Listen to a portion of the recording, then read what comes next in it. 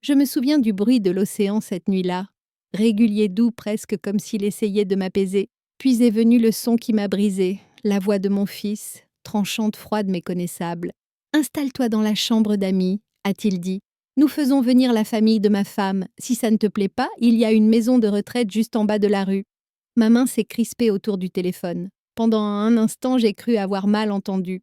Mais il a répété lentement, délibérément, comme s'il lisait un texte que quelqu'un d'autre avait écrit. Et c'est à ce moment-là que j'ai compris que j'avais construit le confort pour tout le monde, sauf pour moi-même.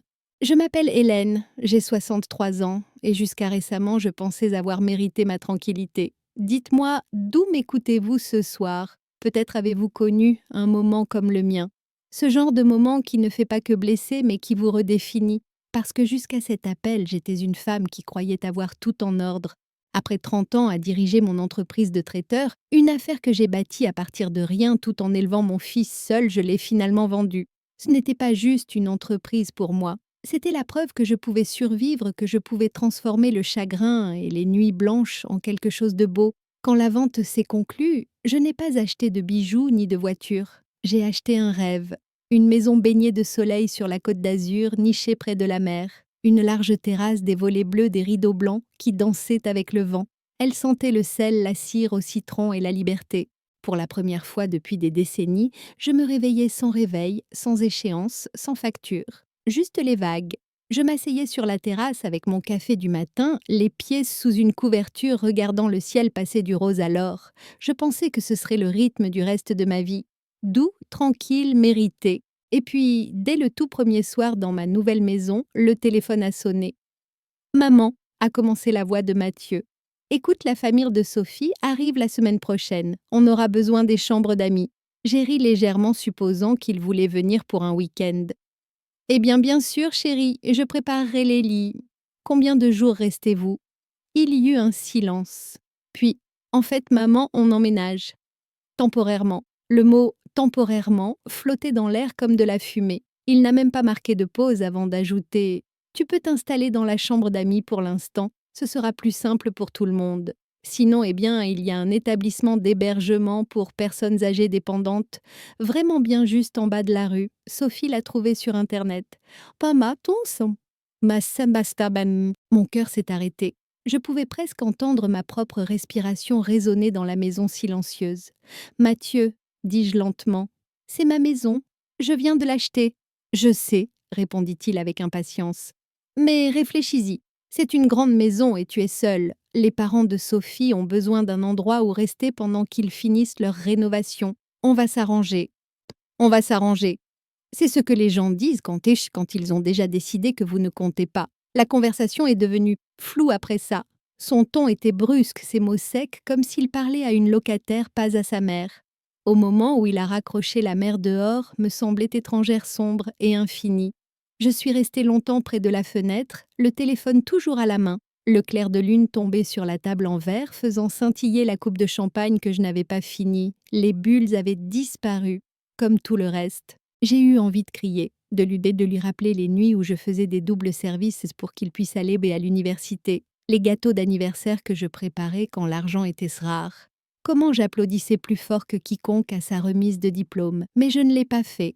À la place, je me suis assise fixant les murs bleu pâle et la photo encadrée de lui petit garçon souriant du glaçage sur le nez, ses petites mains agrippant un fouet.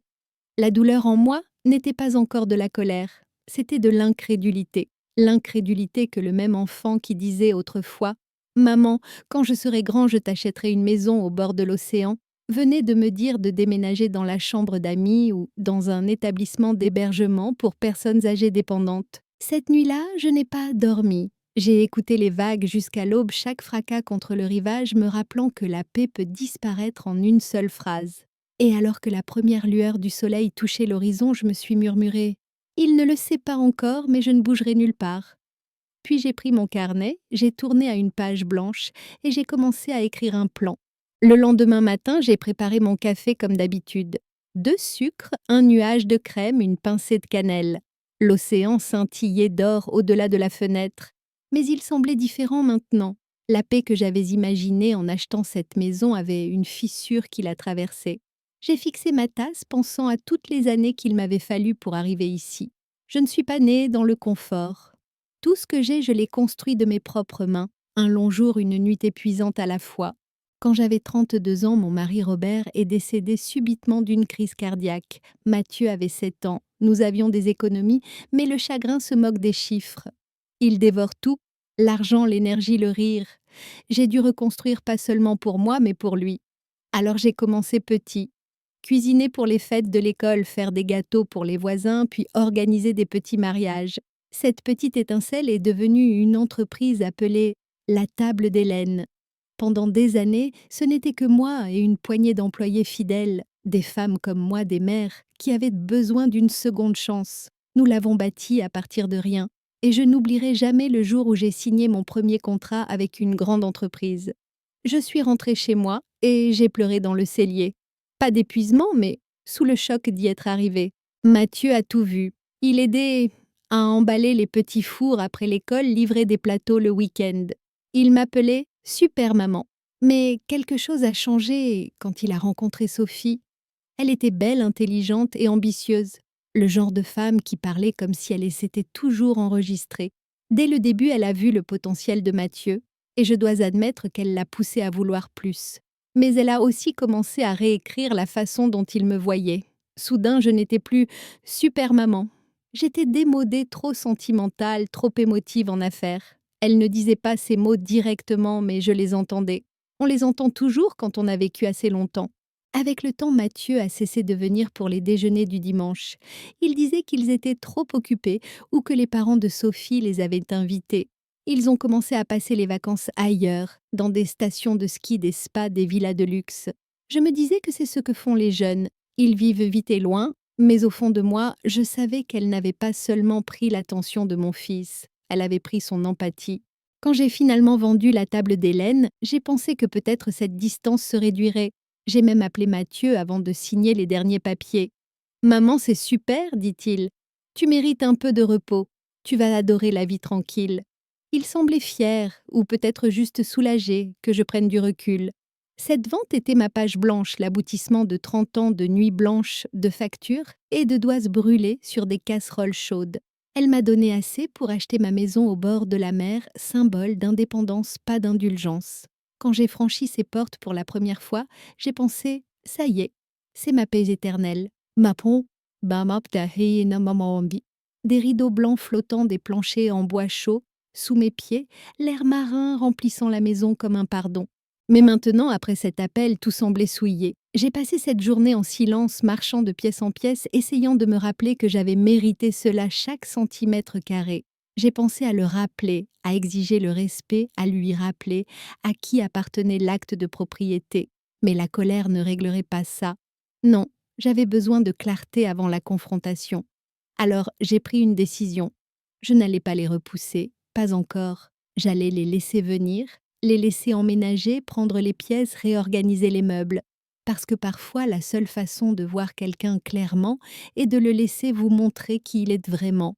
Je devais savoir si le garçon que j'avais élevé était encore quelque part à l'intérieur de l'homme qui m'avait dit de déménager dans la chambre d'amis. Alors cette nuit-là, j'ai écrit une seule ligne dans mon carnet sous le mot « plan ». Laisse-les penser qu'ils sont aux commandes, puis rappelle-leur à qui appartient vraiment cette maison. J'ai fermé le carnet, je l'ai glissé sous la lampe et j'ai regardé l'océan. Le soleil se couchait orange, saignant sur l'horizon. Pour la première fois, je ne me sentais pas brisée, je me sentais éveillée. Ils sont arrivés un jeudi après-midi. Je m'en souviens clairement car l'air avait cette douceur collante qui précède juste un orage. L'océan était calme, mais le ciel ne l'était pas. Et moi non plus. Depuis ma terrasse, j'ai vu leur voiture utilitaire sport argentée remonter lentement l'allée comme si elle possédait les lieux. Le coffre était plein à craquer. Des cartons, des bagages, des bacs en plastique étiquetés d'éco-Sophie. Et même une poussette pliée bien qu'il n'aime pas d'enfants. Mathieu est sorti le premier, le téléphone toujours à la main, levant à peine les yeux. Sophie a suivi portant des lunettes de soleil surdimensionnées et une robe d'été blanche qui coûtait probablement plus cher que ma première camionnette de livraison. Derrière eux venaient ses parents Arthur et Françoise marchant comme s'ils visitaient un complexe hôtelier qu'ils venaient d'acheter. « Ah, maman !» appela Mathieu le ton joyeux mais répété. On est là. J'ai souri de la façon dont les mères sourient quand leur cœur se brise, mais que leur visage doit rester poli. Bienvenue, dis-je doucement. Sophie m'a embrassé la joue sans vraiment la toucher. Oh, Hélène, les photos en ligne ne rendaient pas justice à cette maison, c'est parfait. Ses yeux ont balayé la terrasse, le salon au-delà, puis elle s'est tournée vers Mathieu. Tu vois, je t'avais dit qu'elle avait du potentiel. Du potentiel, comme si ma maison était un projet. En quelques heures, les cartons étaient partout. Sa mère Françoise a commencé à essuyer des surfaces déjà impeccables. Son père Arthur oh, a ouvert mon réfrigérateur, fronçant les sourcils devant le manque d'options d'eau gazeuse. Sophie a arpenté chaque pièce comme une décoratrice en mission. On déplacera ce canapé plus près de la fenêtre. Ce tapis fait démodé. Oh, et peut-être repeindre ce mur. Le beige est un peu triste. Je suis restée silencieuse regardant la vie que j'avais imaginée. Matins tranquilles, espaces ouverts, mon propre rythme, être réarrangé autour de moi. Ah, maman, dit Mathieu, laissant tomber son sac de voyage près des escaliers. Les parents de Sophie prendront la chambre d'amis du bas. Nous utiliserons celle à l'étage à côté du balcon. Tu peux utiliser la plus petite à l'arrière. J'ai cligné des yeux. La buanderie, il hésita, mais Sophie intervint doucement. Elle est cosy, Hélène et calme. Tu vas adorer. Mais dans ma maître, non, maman deki. Cosy et calme, comme une cage. Le soir venu, ils étaient déballés et riaient dans ma cuisine. Ma cuisine, celle que j'avais passé des semaines à organiser. La mère de Sophie a versé du vin dans des verres en cristal qu'elle avait apportés. On va faire briller cet endroit, dit-elle vivement. Les maisons de famille ont besoin d'une touche féminine. J'ai failli rire. Nous étions 3 femmes dans cette maison, mais apparemment une seule comptait.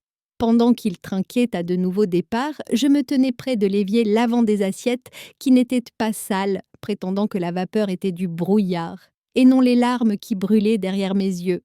À travers le reflet dans la fenêtre, j'ai vu la photographie de mon défunt mari posée sur l'étagère. Ou plutôt, j'ai vu où elle se trouvait.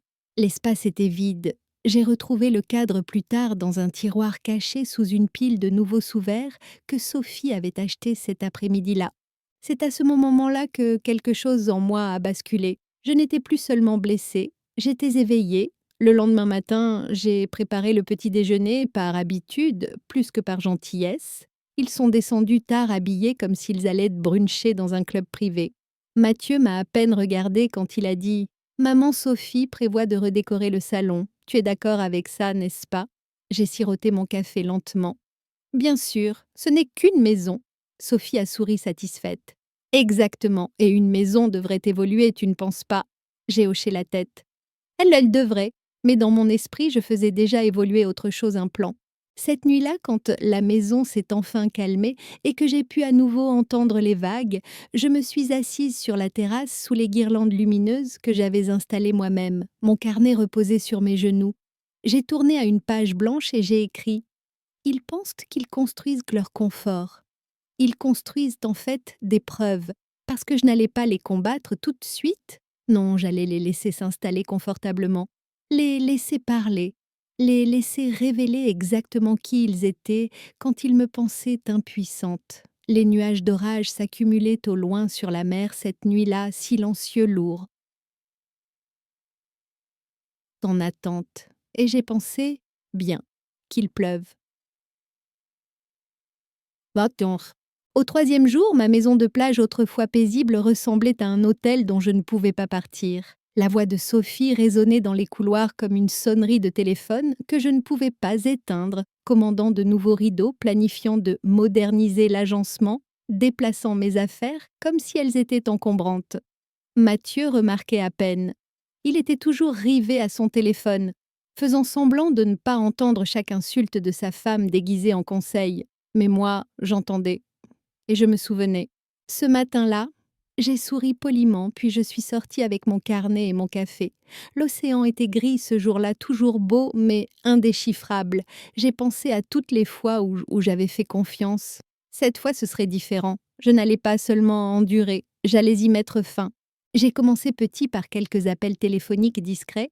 D'abord à mon avocate Marthe, une vieille amie qui m'avait accompagnée pour chaque contrat, Elle n'a même pas eu besoin que je lui explique beaucoup.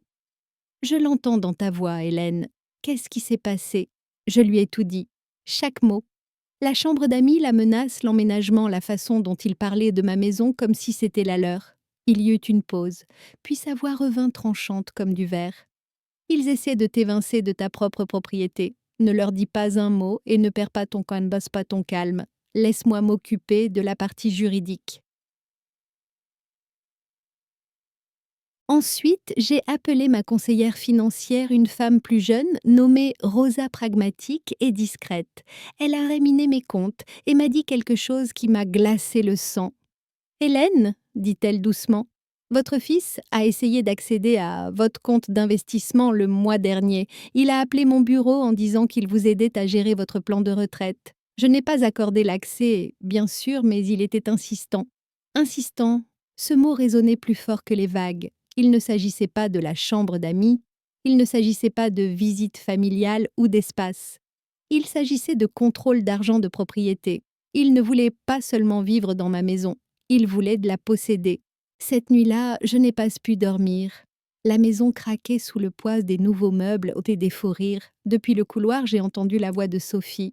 Mathieu, ta mère n'a pas besoin de tout cet espace. Si elle nous aimait vraiment, elle la mettrait à vos deux noms. Tu es son fils unique.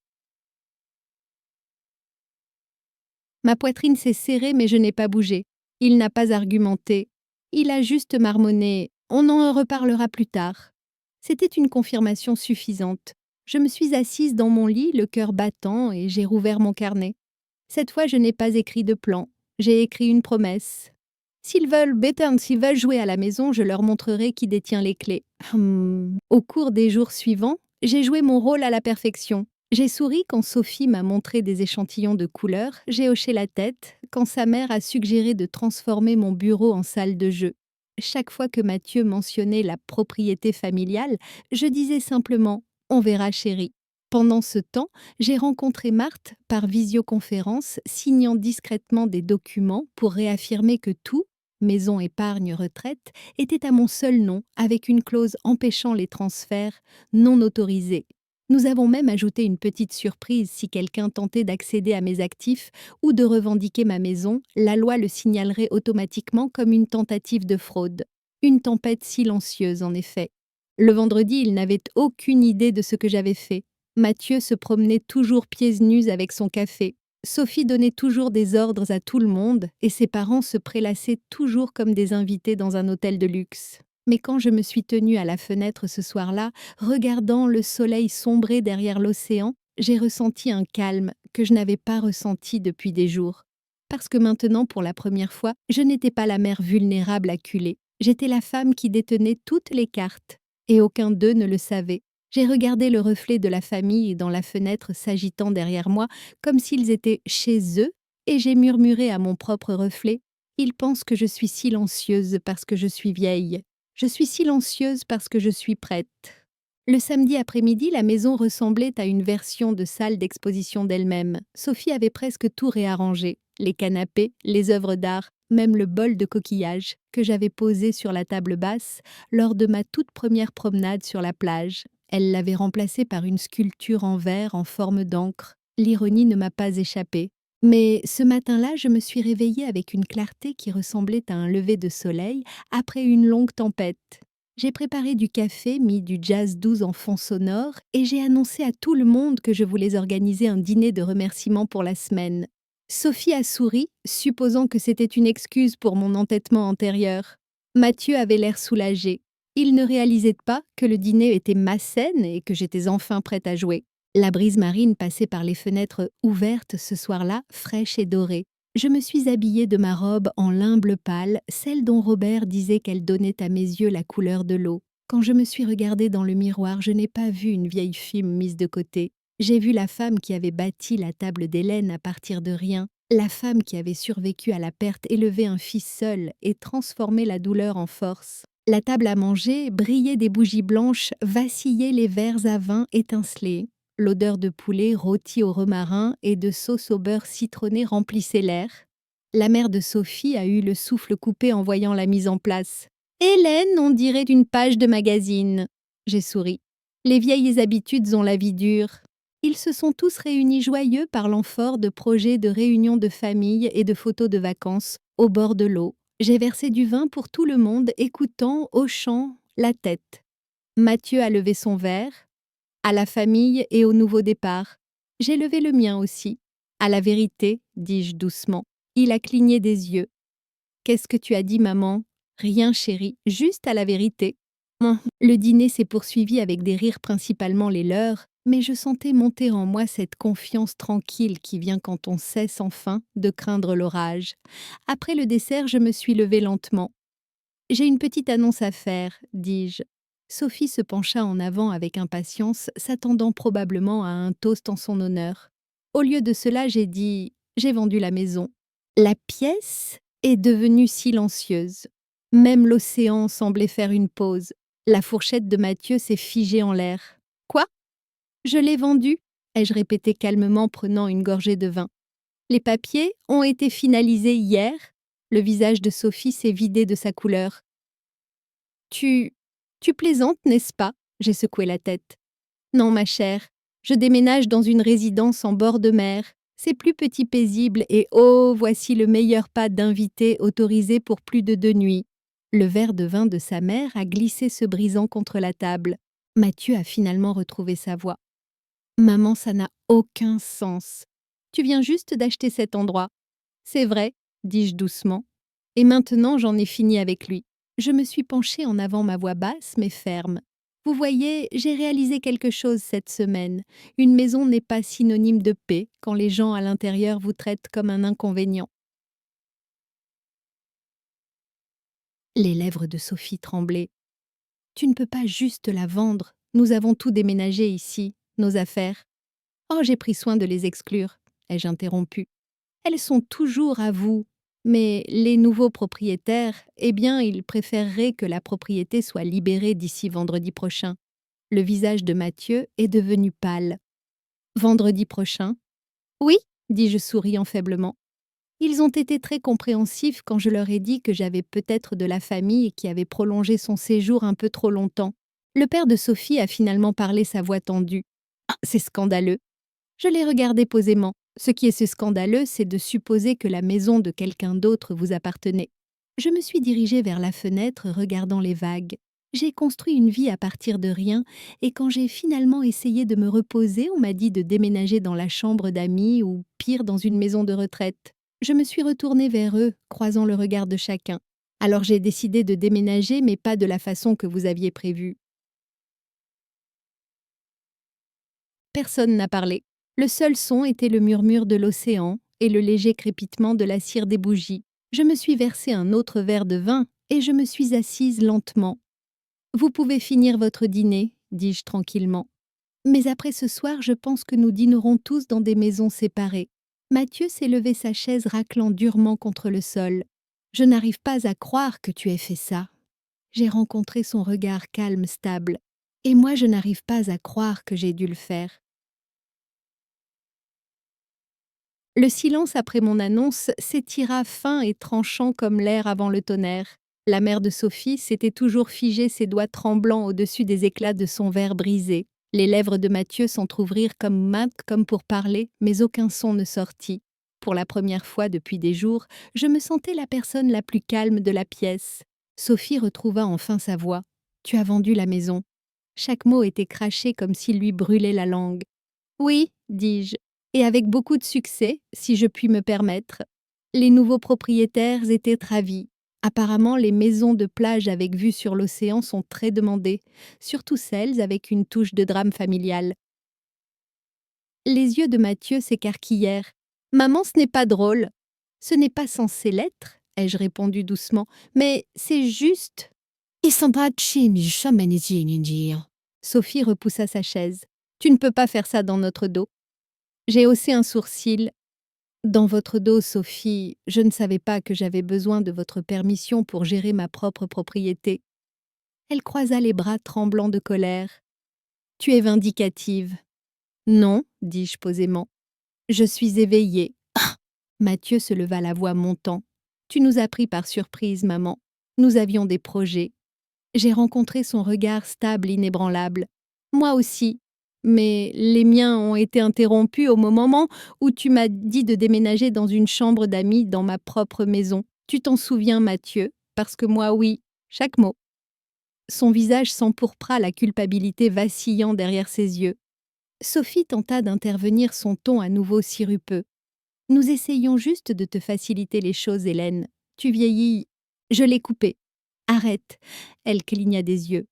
Ne dis pas vieillir comme si c'était une insulte. J'ai vécu assez longtemps pour reconnaître la manipulation quand elle se déguise en sollicitude. J'ai laissé mes mots s'installer avant d'ajouter: Vous voyez, j'ai appris quelque chose sur vous deux cette semaine, sur vos projets. Voulez-vous savoir ce qu'ils étaient? La mâchoire de Mathieu se serra. Maman, s'il te plaît. Non, dis-je, ma voix ferme maintenant. Vous allez vouloir écouter, parce que j'ai les enregistrements. Le sourire narquois de Sophie vacilla. Des enregistrements. Oui, dis-je simplement. De l'appel téléphonique, celui où mon fils m'a dit de déménager dans une maison de retraite. Et des nuits où vous chuchotiez tous les deux dans le couloir à propos de prendre le contrôle de la maison et de gérer mes comptes. Vous n'avez pas été très prudent. Son visage se vida de sa couleur. Quoi? C'est illégal. Non, ma chère. Ce qui est illégal, c'est de tenter d'accéder au compte financier de quelqu'un sans son consentement. Tu t'en souviens, Mathieu? Il déglutit difficilement, évitant mon regard. J'ai appelé Rosa, continuai-je. Elle m'a parlé de ta petite tentative de cosiner sur mes comptes d'investissement le mois dernier. Pensais-tu vraiment que je ne le découvrirais pas? Les épaules de Mathieu s'affaissèrent. Maman, j'étais juste. Quoi? Lâchai-je le calme de mon ton, se fissurant pour la première fois. En train de me protéger, de m'aider ou d'essayer de t'assurer que mon argent était en sécurité entre tes mains. Le silence qui suivit fut plus fort que n'importe quelle dispute. Les parents de Sophie se tenaient maladroitement les yeux allant de l'un à l'autre. Je me suis tournée vers eux, ma voix polie mais définitive. Monsieur et Madame Dubois, je vous suggère de commencer à faire veiller des idées à faire vos bagages ce soir. Les déménageurs seront là dans 3 jours. La mère de Sophie ouvrit la bouche puis la referma. Ils se dirigèrent tous les deux vers les escaliers sans un mot de plus. Mathieu avait l'air anéanti. Maman, je ne voulais pas que ça aille aussi loin. J'ai hoché la tête lentement. C'est ça le problème, Mathieu. Tu ne le veux jamais. Tu laisses juste faire. Je me suis dirigée vers la fenêtre, le clair de lune tombant sur les vagues. Ma voix s'adoucit. Tu étais ma plus grande joie, ma raison de me battre à travers chaque épreuve. Et d'une manière ou d'une autre, tu es devenue la personne qui pensait que j'étais jetable. Maman, il s'avança. S'il te plaît, maman, ne fais pas ça. Je me suis retournée pour lui faire face, les larmes me piquant les yeux, mais ma voix stable. Je l'ai déjà fait. Quand la porte s'est finalement refermée derrière eux, la maison a semblé expirer. L'air est devenu plus léger, le silence n'était plus hostile. Il était apaisant. Je suis restée assise près de la fenêtre jusqu'au lever du soleil, regardant la marée se retirer du rivage, laissant derrière elle du sable lisse et intact. C'est ce que ressentait le lâcher-prise. Et pour la première fois depuis des années, je ne me sentais pas coupable de m'être choisie. Une semaine plus tard, les déménageurs sont venus. Ils ont emporté toute trace du chaos organisé par Sophie. Les coussins en velours, la sculpture en forme d'encre, les bougies parfumées qui n'ont jamais senti comme chez soi. À midi, la maison était à nouveau vide. L'écho de leur rire avait disparu, remplacé par quelque chose de plus doux, de plus vrai. La paix. J'ai traversé chaque pièce une dernière fois, mes doigts effleurant les murs que j'avais peints moi-même. Il y avait de faibles contours là où mes photos de famille avaient été accrochées, des souvenirs qui avaient vécu ici brièvement puis avaient dépassé l'espace. Quand j'ai atteint la terrasse, la brise marine m'a accueillie comme une vieille amie. J'ai fermé les yeux et les laissé m'envahir, nettoyant tout ce que cette semaine avait souillé. La maison n'était plus à moi, mais ma liberté l'était. 3 jours plus tard, j'ai emménagé dans ma nouvelle maison, une petite villa à quelques kilomètres sur la côte. 2 chambres, des murs blanchis à la chaux, un balcon enveloppant qui donnait directement sur la mer. Pas de bruit, pas de tension, personne ne me disant où était ma place. Je l'ai meublée simplement. Une chaise en osier près de la fenêtre, la photo de mon mari de retour sur la cheminée, le vieux bouti de ma mère plié au pied de mon lit. Chaque objet était placé avec intention. Chaque coin murmurait « à moi ». La résidence était calme, principalement des femmes de mon âge, certaines veuves, certaines divorcées, toutes survivantes d'une histoire ou d'une autre. Nous partagions des promenades matinales, des recettes et parfois le silence, le genre qui guérit au lieu de blesser. Un soir, alors que je regardais le soleil fondre dans l'eau, j'ai reçu une lettre. C'était de Mathieu. L'écriture était inégale, tremblante. Il écrivait que Sophie l'avait quitté, qu'elle l'avait blâmé pour tout, pour la maison, pour la révélation, pour l'embarras. Il disait qu'il avait perdu son emploi aussi et qu'il essayait de repartir à zéro. Puis, vers la fin, vint la ligne qui piqua et apaisa tout à la fois. Je n'attends pas que tu me pardonnes, maman, mais je comprends enfin ce que signifie construire quelque chose soi-même et combien il est facile pour les autres de le détruire. Je suis désolée.